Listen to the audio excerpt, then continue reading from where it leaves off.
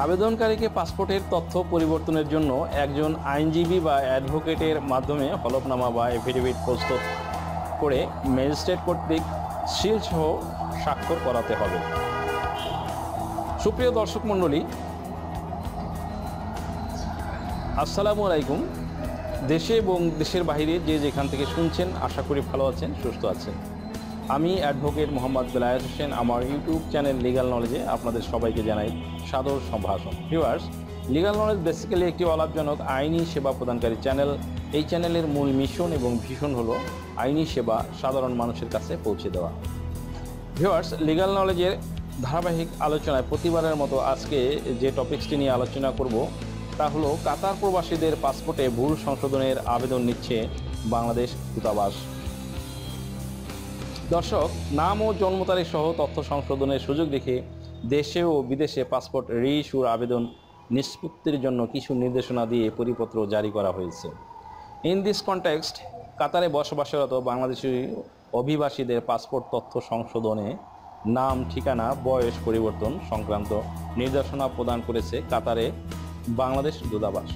দর্শক, বাংলাদেশ স্বরাষ্ট্র মন্ত্রণালয় কর্তৃক MRP, that means machine readable passport information change সংক্রান্ত ঘোষণার পরিপ্রেক্ষিতে কাতারের বাংলাদেশ দূতাবাস প্রবাসী বাংলাদেশি নাগরিকদের প্রতি আহ্বান জানিয়েছে।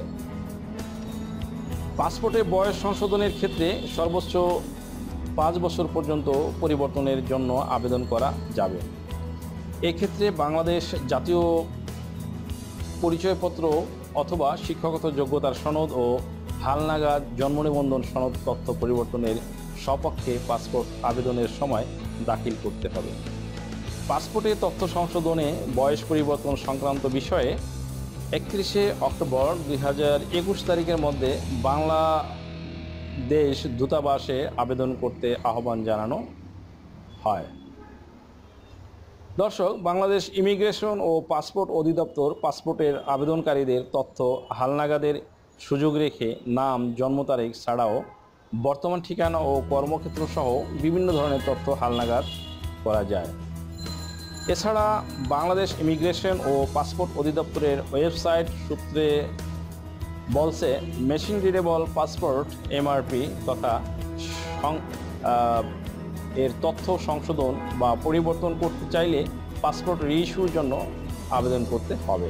এজন্য আবেদনকারীকে 1 পৃষ্ঠার একটি ফর্ম পূরণ করতে হবে। ফর্মে আগের তথ্য ও হালনাগাদ তথ্য দুটোই দিতে হবে।